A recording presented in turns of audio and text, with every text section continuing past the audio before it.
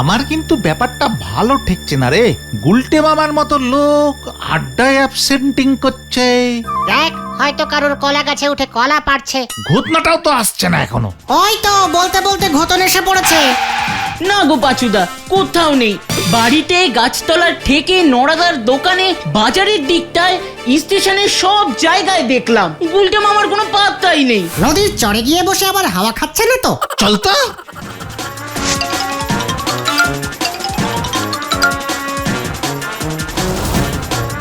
কোথায়? সব ভো ভো। চিন্তার বিষয়। এই চল তো গজাদার আমবাগানে।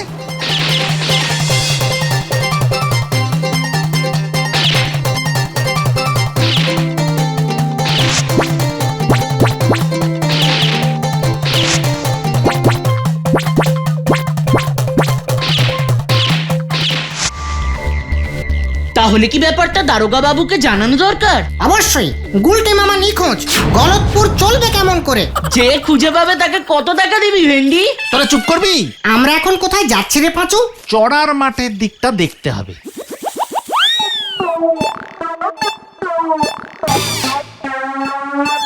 আরে এটা কি? গুলটে মামা। তাই তো। এই চল তো। কি গুলটে মামা, তুমি এখানে এভাবে?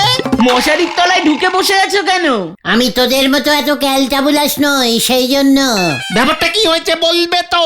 তাড়াতাড়ি মশারির ভেতরে ঢোক, বাইরে বিপদ। জয় গুরু। ঢুকছি ঢুকছি।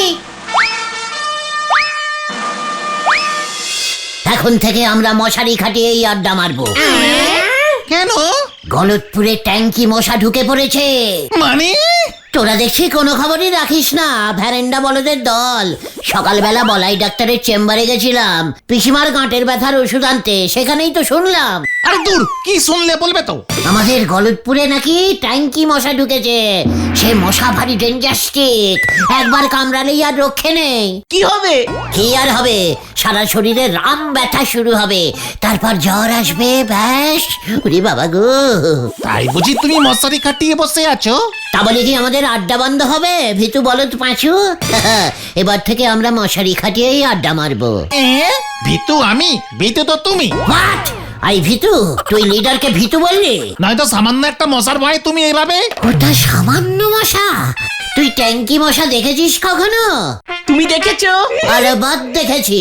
কোথায়? ঘট চটকানিপুরের রাজা সীমান ঘটেশ্বর চটকানির রাজসভায়। জয় গুরু। হয়ে গেল। ঘটনা মুখ শান্তিং কর বলে দিলুম। আমি ভীতু। ওরে, ওই ট্যাঙ্কি মশা আবিষ্কার প্রথমে কে করেছিল জানিস? তুমি। তোরা জানলি কেমন করে? না, চটপট সবকিছু আবিষ্কার করার অভ্যেস তো তোমার আছে।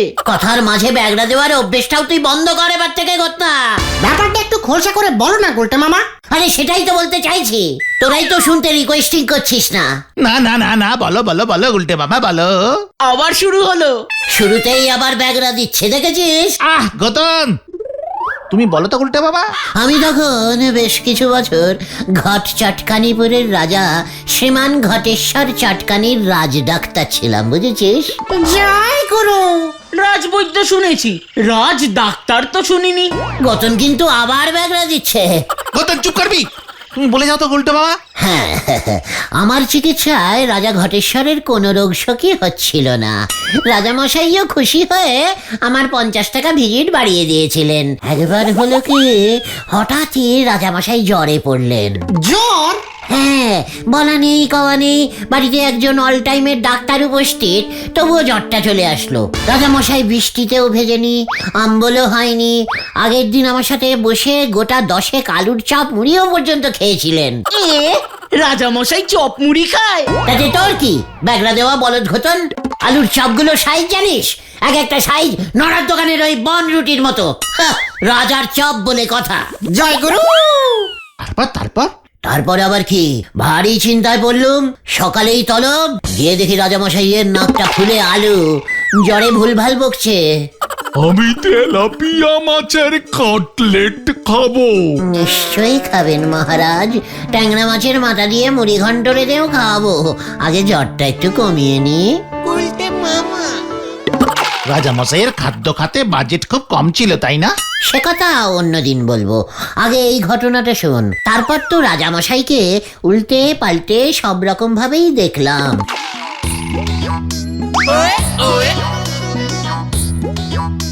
কিন্তু কিছুতেই বুঝতে পারছি না যে রাজা আগের রাতে আলুর চপ খেলো, পরের সকালে জ্বর হলো কি করে।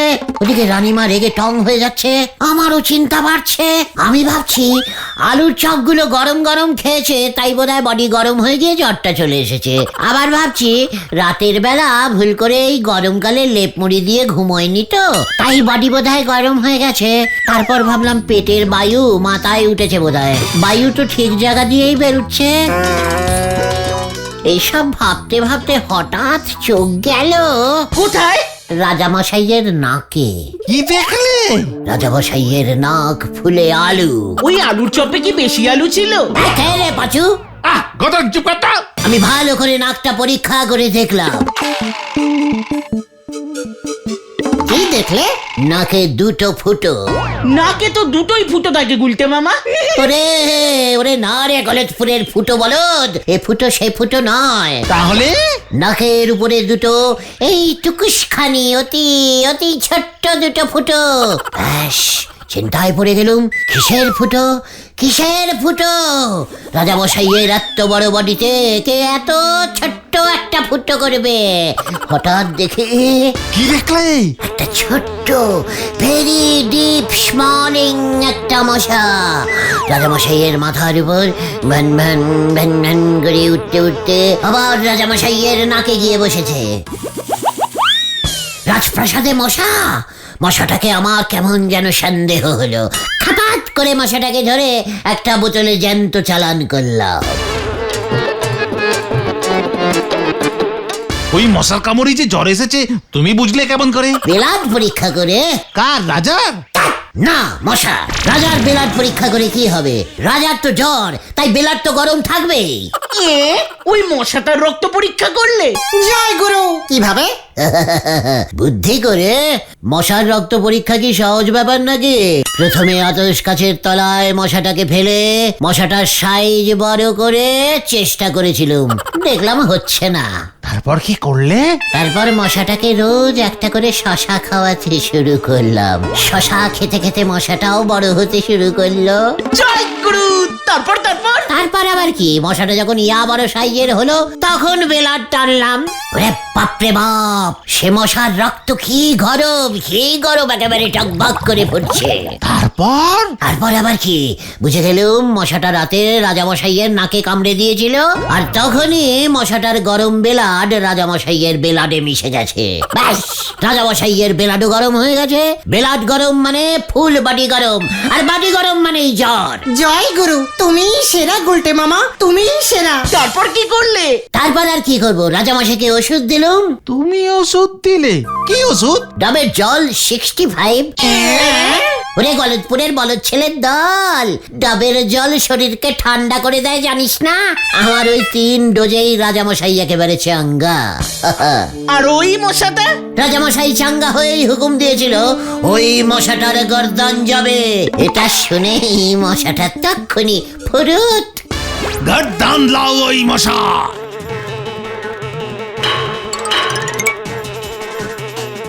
কিন্তু এর সঙ্গে ওই ট্যাঙ্কি মশার সম্পর্ক কোথায়? ওরে গলতপুরের ট্যাঙ্কি বলদ পাঁচু, ওই মশাটা এসেছিল রাজামশাইয়ের ছাদে রাখা পুরনো জলের ট্যাঙ্কিটা থেকে, তাই ওই মশাটার নাম আমি প্রথম দিয়েছিলাম ট্যাঙ্কি মশা।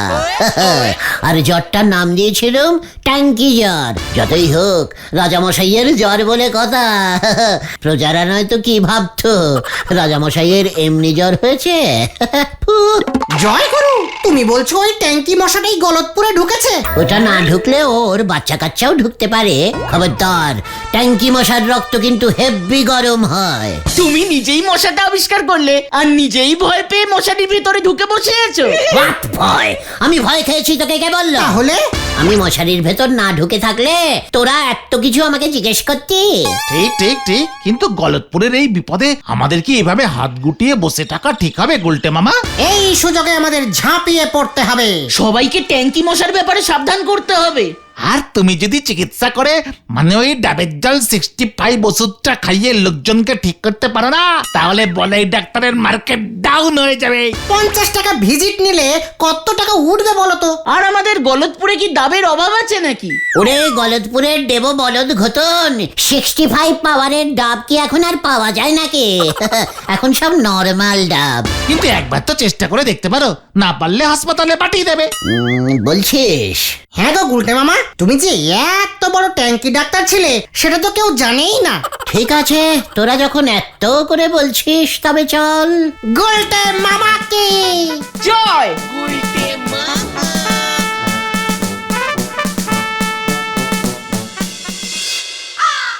কিন্তু আমার কথা হচ্ছে যে আপনি এত বড় ডাক্তার হয়ে একদিন ব্যাপারটা চেপেছিলেন কেন? ওরা ডাক্তারকে সন্দেহ করা অভ্যেসটা ছাড় বলে দিলাম। ওরে নরা রে, আমি যদি ডাক্তারি স্টার্ট করি না তাহলে ওই বলাই ডাক্তার যে না খেতে পেয়ে মরবে, তোর দোকানে চায়ের পয়সা পর্যন্ত দিতে পারবে না। এখন যেমন আপনি দিতে পারেন নে। নরা, এই ঠিক আছে ঠিক আছে ঠিক আছে ঠিক আছে। নরা, তোর নাকের ডগায় বসে আমি ডাক্তারি করব, এটাই হবে আমার চেম্বার। পাঁচু, বোর্ড ঝুলিয়ে দে। ডাক্তার গুলটে গুহ, ট্যাঙ্কি জ্বর স্পেশালিস্ট। গুলটি মামা কিন্তু এটা ভালো বলেছে নরাদা, তোমার দোকানে রোগী গুলটি মামাকে দেখাতে আসবে আর তাতে তোমার চা বিক্রিও বাড়বে। অমন গু গু ডাক্তার রে কজন দেখাতে আসবে সে ব্যাপারে আমার যথেষ্ট সন্দেহ আছে পাঁচু ভাইপো। পাঁচু, ওঠ ওঠ এখান থেকে, আর এক মুহূর্ত এখানে বসে থাকা যাবে না। নরা, তোর ট্যাঙ্কি জ্বর হলে আমাকে ডাকবি না, আমি বলে দিলুম। টানা 10 দিন এক বালতি জল জমিয়ে চা করিস, ওই বালতির জলেও ট্যাঙ্কি মশা থাকতে পারে, এই কথা তোকে আমি বলে দিলুম। ওকে দেখাতে হবে আমি কত বড় ট্যাঙ্কি ডাক্তার। হয়ে গেল। ঘরে জলে হেরিকেন ছেলে আমার এসি ছাড়া ঘুমোতে পারেনি, হরি বল। পাঁচু, তোর বাবার হাত দেখার আতস কাঁচটা নিয়ে আয় তো। কেন গুলটে মামা? ওরে গলতপুরের পচা বলদ পাঁচু, ডাক্তার কি খালি হাতে রুগী দেখতে যাবে? জিনিসপত্র লাগবে না? জয় গুরু। এবার বাবার হাত দেখা গেল। ভেন্ডি, তোর বাবার 5 ব্যাটারির টর্চটাও আনবি। টর্চটাও গেল। বিকেল থেকেই ডাক্তারি করতে বেরিয়ে পড়বো। হয়ে গেল।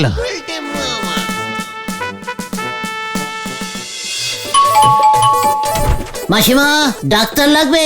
ডাক্তার? কেন রে মুখ পোড়া? ইয়ে মানে পোড়া কেসের ট্রিটমেন্ট হবে না, এ বাড়িতে কারুর ট্যাঙ্কি জ্বর হয়নি তো? হত ছাড়া। গলতপুরে দেখছি ডাক্তারদের কোনো সম্মানই নেই। চল দেখি নটাদার বাড়িতে যাই। নটাদা, ট্যাঙ্কি জ্বর হলে বলবেন, ভালো ডাক্তার আছে। কি জ্বর? ট্যাঙ্কি জ্বর, ট্যাঙ্কি মশা কামড় দিলেই হয়। গলতপুরে ট্যাঙ্কি মশা ঢুকে গেছে। তাই বুঝি? তা ডাক্তারটা কে শুনি? কেন? আমি। অত ছড়া। ট্যাঙ্কি জ্বর হয়েছে কাকু, ডাক্তার লাগবে? গুলটা মামা, তুমি ডাক্তার না ফেরিওয়ালা? গোটা, মুখ সামলে কথা বলে দিলুম। গুলটে মামা, এভাবে হবে না মনে হচ্ছে। এরা দেখছি ট্যাঙ্কি জ্বরকে ভয়ই পাচ্ছে না কেউ। ওদিকে তো শুনছি বলাই ডাক্তার প্রচার করছে বাড়িতে যেন জল না জমে, সবাই যেন মশারি টাঙিয়ে ঘুমায়। বলাই ডাক্তার ট্রিটমেন্ট না করে এসব করে বেড়াচ্ছে। ছাড়ো গুলটে মামা, তার থেকে বরং চলো নরাদার দোকানে গিয়ে চা খাই। কবি নাহি, একটা অন্তত ট্যাঙ্কি পেশেন্ট না দেখে আমি আর মুখ হব না। তাহলে চিরজীবনের মতো চা খাওয়া গেল। ঘটনা, খবরদার নড়বি না, স্ট্যাচু থাক। কেন কেন? ট্যাঙ্কি মশা কোথায় কোথায়? ওই যে গুলটে মামা, ট্যাঙ্কি মশা পালালো। চল ভেন্টি। ওরে গুলটে মামাকে ধর। জয় গুরু। ধর, ধর, ধর, ধর। তোরা কাকে দয়া করছিস রে? ট্যাঙ্কি মশা দাদু, অত চারা বেআই কেল্লার দল। ধর, ধর, ধর। যা যা যা, গেল গেল। ট্যাঙ্কি, তোকে ছাড়ুঙ্গা নে। গুলটে মামা থামো। ট্যাঙ্কি ধর কে থামুঙ্গা।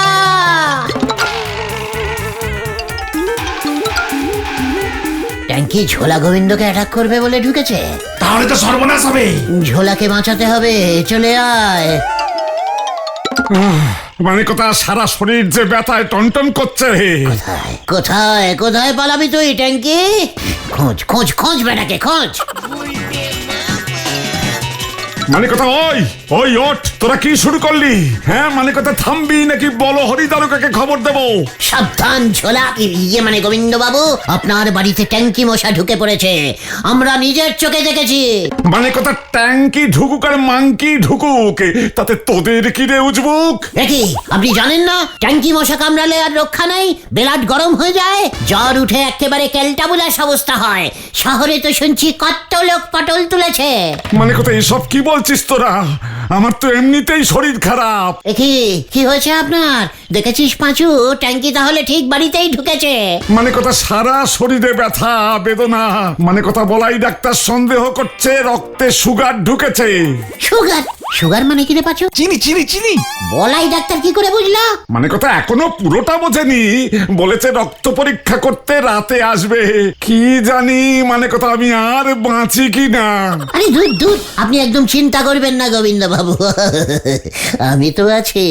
রক্তে সুগার আছে কিনা তার জন্য ব্লাড টেস্টিং করতে হয় নাকি? যত সব ক্যালটাবুলাস ডাক্তার হয়েছে। ভেন্ডি, এক কাপ জল নিয়ে আয় দেখি রান্নাঘর থেকে। এই তো যাচ্ছি।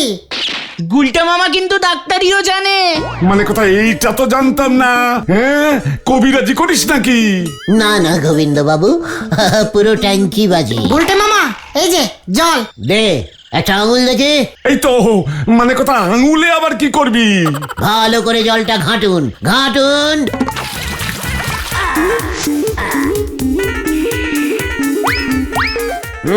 কোনো সুগার হয়নি, বলাই ডাক্তার কিচ্ছু জানে না দেখছি। মানে কথা তুই ওই জল খেয়ে বুঝে গেলি কি করে যে আমার সুগার হয়নি? আপনার বেলাডে যদি সুগার থাকতো তাহলে এই জল মিষ্টি শরবত হয়ে যেত। আপনি নিজে খেয়ে দেখুন না, নো চেঞ্জিং। জয় গুরু। বলিস কি? মানে কথা বলিস কি? ওই আমার শরীর যে আরো খারাপ লাগছে। তাই নাকি? দেখি। পাঁচুরে, এ কি শুনছি আমি? কি শুনছো গুলটে মামা? মেসমশাইয়ের হেরাটের আওয়াজটা কেমন চেঞ্জিং হয়ে গেছে। ধুকপুক ধুকপুক করছে না? না তো। মানে কথা বলিস কি রে? কেমন আওয়াজ হচ্ছে? ট্যাঙ্কি ট্যাঙ্কি ট্যাঙ্কি। ওরে বাবা, মানে কথা আমার হার্টে ট্যাঙ্কি ঢুকলো কেমন করে? তার মানে মশাটা আগেই কামড়েছে। ওরে বাবা, মানে কথা এবার কি হবে রে? জ্বর হবে, খাওয়া দাওয়া বন্ধ হবে। আমি যে বেশ কয়েকদিন ধরে খেতেও পাচ্ছি না। মানে কথা রাত্রে মাত্র 12টা রুটি খাচ্ছি, সঙ্গে মাত্র 1 বাটি তরকারি। তরকারি। দেখি দেখি দেখি মেসমশাই হাঁটুটা একবার দেখি। ওই মানে কথা তুই আমার হাঁটুর উপরে কি দেখছিস? দেখি আপনার পাকস্থলী তো হাঁটুতে চলে এসেছে। এই ভেন্ডি, টর্চটা দে। পাকস্থলী হাঁটুতে গেল কেমন করে? মানে কথা উল্টে মামা, এই যে। শুয়ে পড়ুন গোবিন্দ বাবু, ফুল বডি চেক করতে হবে। ও বাবা, মানে কথা কি কাণ্ড কি কাণ্ড!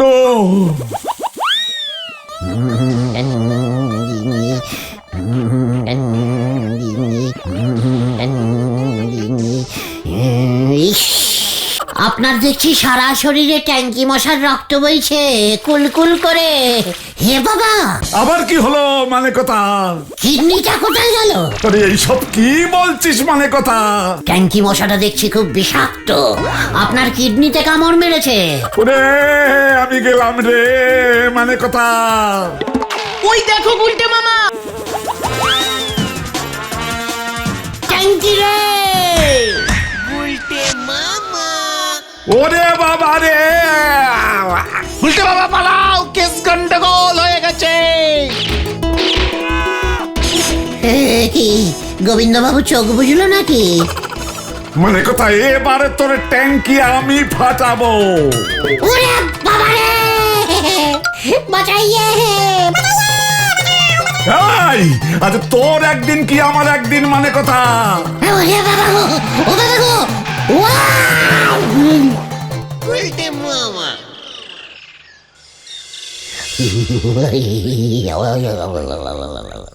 ওরে বাবা গো, কি শীত করছে রে, ওরে বাবা। অন্যের রোগ সারাতে গিয়ে এখন নিজেই জ্বর বাঁধিয়েছো। সর্বনাশ হয়ে গেছে, সর্বনাশ হয়ে গেছে। বলাই ডাক্তারের কাছে গুলটে মামার জন্য ওষুধ আনতে গিয়ে শুনলাম এখন চারিদিকে নাকি ডেঙ্গি হচ্ছে। তার মানে গুলটে মামা তুমি বলাই ডাক্তারের মুখে ডেঙ্গিকে ট্যাঙ্কি শুনেছো?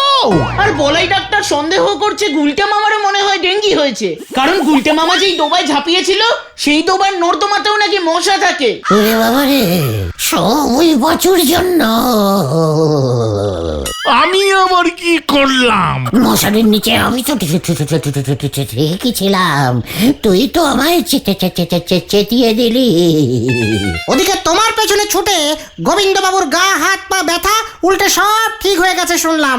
এবার আমার কি হবে রে ভাইটু? Blood test. আমি আর কোনো চিকিৎসা করব না রে। তাহলে তুমি কি করবে গুলটে মামা? ভাবছি এখন থেকে মাছি মারবো। গুলটে মামা কি ওরে বাবা রে, গেলু রে।